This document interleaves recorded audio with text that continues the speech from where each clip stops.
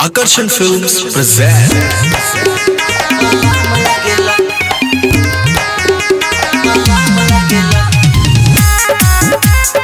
DJ विकास सुन रही है म्यूजिक बाय मंटू मनी।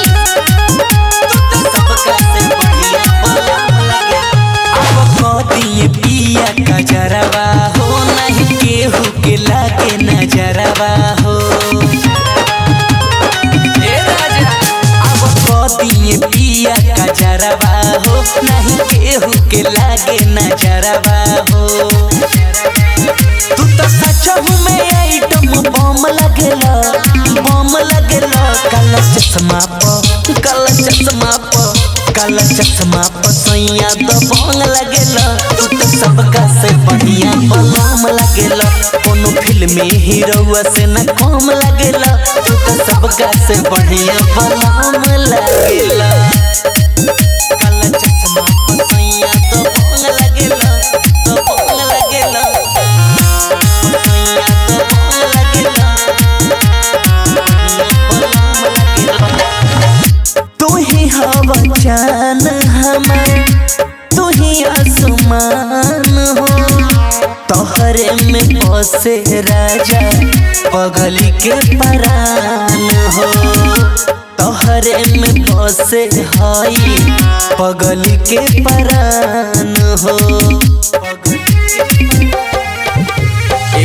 तू ही हवा जान हमार तू ही आसमान हो तोहरे में बसे राजा पगल के परान हो।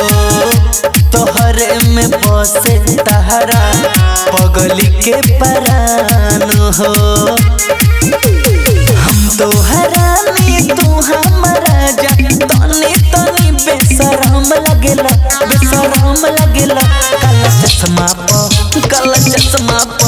काला चश्मा प सैया दबंग लगेला।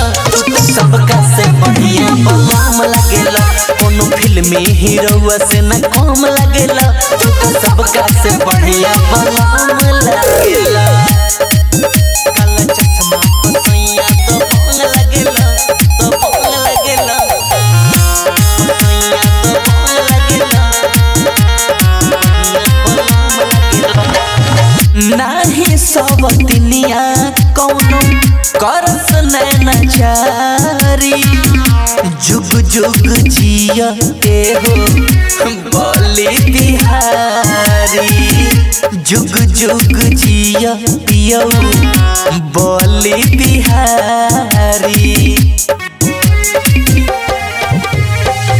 नाही सब दुनिया कौनो करस नैना चारी जुग जुग जिया के हो बोली बिहारी।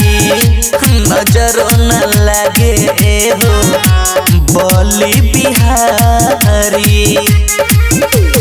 शिवम बवाली डीजे विकास झूठे तू इतना गरम लगेला